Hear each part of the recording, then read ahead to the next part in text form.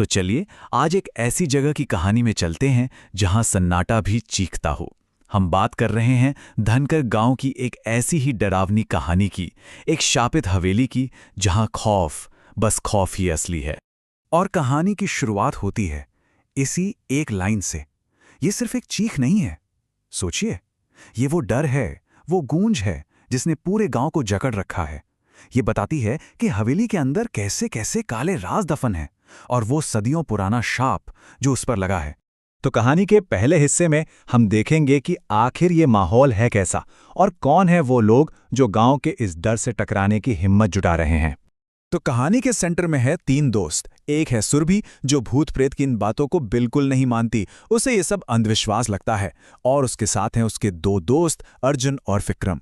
लेकिन इन तीनों को क्या पता था कि उनकी दोस्ती का इम्तिहान इस हवेली का खौफनाक साया लेने वाला है। देखिए, सुरभि का जो लॉजिक और साइंस पर भरोसा था ना, वो सब बिखर जाता है। कब? जब उसका सबसे अच्छा दोस्त अर्जुन अचानक गायब हो जाता है। ये सिर्फ एक दोस्त का गायब होना नहीं था, ये ऐसा था मानो उसकी पूरी दुनिया ही हिल गई हो। और बस यहीं से उसके मन में पहली बार असली डर ने जगह बनाई।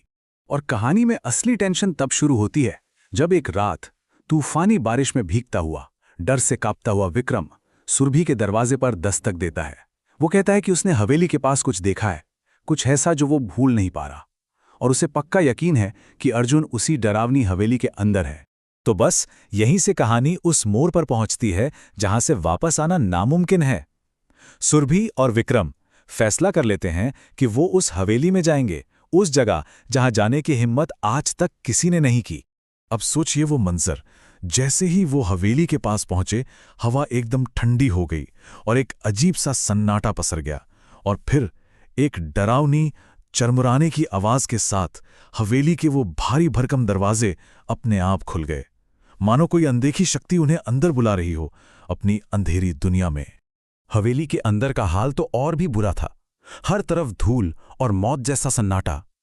सुरभि अपनी टॉर्च की कांपती हुई रोशनी से दीवारों पर लगी तस्वीरों को देख रही थी कि अचानक एक तस्वीर पर आकर उसकी नजरें ठहर गईं और सांसें भी। ये वो पल था जिसने कहानी को पूरी तरह से पलट दिया। एक सदियों पुरानी पेंटिंग और उसमें चेहरा किसका? हूबहू सुरभि का।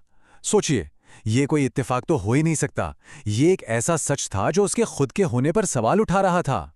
और जैसे ही उसे ये पता चला, मानो पूरी हवेली जिंदा हो गई। उस पेंटिंग से खून टपकने लगा, दीवारें हिलने लगीं और फिर एक जोरदार धमाके के साथ मेन दरवाजे बंद हो गए। अब वो दोनों अंदर कैद थे। बाहर निकलने का कोई रास्ता नहीं था, सब बंद। और चारों तरफ से ऐसी आवाजें आ रही थी जैसे कोई भीड़ चल रही हो, पर दिख कोई नहीं रहा था। अब क्या करें? अपनी आखिरी उम्मीद के साथ वो दीवारों को टटोलने लगे और तभी उन्हें मिला एक खुफिया दरवाजा। अंधेरे में आगे बढ़ने का बस यही एक रास्ता बचा था। तो चलिए अब कहानी के उस हिस्से में चलते हैं जो सच में दिल दहला देने वाला है, जहां हवेली में कैद वो शैतानी ताकत अपना असली डरावना चेहरा दिखाती है। उस खुफिया दरवाजे के अंदर का नजारा किसी बुरे सपने से कम नहीं था। अर्जुन जिंदा तो था, पर पत्थर के एक चबूतरे पर जंजीरों में जकड़ा हुआ। उसकी आंखें खून की तरह लाल चमक रही थीं और चेहरे पर एक अजीब सी मुस्कान थी जो उसकी थी ही नहीं। साफ था कि वो किसी बुरी आत्मा के कब्जे में है। लेकिन तभी अर्जुन मदद के लिए चिल्लाता है। उसकी आवाज में दर्द था, बेबसी थी। मतलब उस शैतानी ताकत के कब्जे में होने के बाद भी उसका असली वजूद अंदर कहीं जिंदा था और सारा दर्द महसूस कर रहा था। और अब उन आत्माओं का ध्यान जाता है सुरभि पर। जैसे ही वो अर्जुन की तरफ बढ़ती है, एक बर्फीली अनदेखी ताकत उसके जिस्म में समा जाती है। वो चीखती है, पर अब उसकी आवाज उसकी अपनी नहीं रहती। उसका खुद पर से काबू पूरी तरह खत्म हो जाता है। ये सिर्फ कब्जा नहीं था, ये एक पूरा ट्रांसफॉर्मेशन था। सुरभि की आवाज अब वैसी नहीं थी, वो गहरी, बेरहम और गूंजने वाली हो चुकी थी। ये साफ था कि अब उसके शरीर पर किसी और का कब्जा है। और फिर सुरभि के मुंह से उस आत्मा के पहले शब्द निकलते हैं, ठंडे, बेरहम शब्द जो अर्जुन और सुरभि दोनों के लिए उसके खतरनाक इरादों को साफ कर देते हैं। उधर विक्रम बेचारा अपनी पूरी ताकत लगाकर उन जंजीरों को तोड़ने की कोशिश करता है, लेकिन वो हिलती तक नहीं, जैसे किसी अनदेखी शक्ति ने उन्हें पकड़ रखा हो। उसकी हर कोशिश बेकार जा रही थी और चारों तरफ से बस मजाक उड़ाने वाली हंसी की आवाजें आ रही थी। तो जब सारी हिम्मत टूट जाती है, तब नजर आती है उम्मीद की एक आखिरी किरण। कहानी अब अपने क्लाइमैक्स की तरफ बढ़ती है, जहां जवाब छुपा है सदियों पुराने ज्ञान में। उसी नाउमीदी में विक्रम को गांव के बुजुर्गों की कही हुई कुछ पुरानी बातें याद आती हैं कि इस हवेली की बुरी ताकतों से कैसे लड़ा जा सकता है। और बस उसी याद के सहारे उसे कमरे के एक कोने में धूल में लिपटी एक पुरानी किताब मिल जाती है।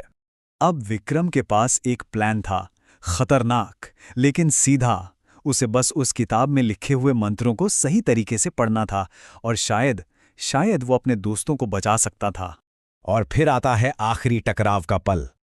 जैसे ही विक्रम जोर जोर से वो मंत्र पढ़ना शुरू करता है, हवा में एक अजीब सी एनर्जी भर जाती है। पूरी हवेली कांप उठती है और उसके अंदर से एक आखिरी दिल दहला देने वाली चीख गूंजती है। और उस चीख के बाद अचानक सब शांत, एकदम सन्नाटा। अर्जुन की जंजीरें अपने आप टूटकर गिर जाती हैं और सुरभि भी बेहोश होकर जमीन पर गिर पड़ती है। लेकिन अब वो आजाद थी। वो जीत तो गए थे, पर इस लड़ाई ने उन पर एक गहरा निशान छोड़ दिया था। तो कहानी के आखिर में एक सवाल तो रह ही जाता है। हाँ, वो बच गए, जंजीरें भी टूट गईं, लेकिन क्या वो आत्माएं सच में उस हवेली को छोड़कर चली गईं, या ये जीत बस एक छोटी सी राहत थी और उस शापित महल का असली खौफ अभी बाकी है?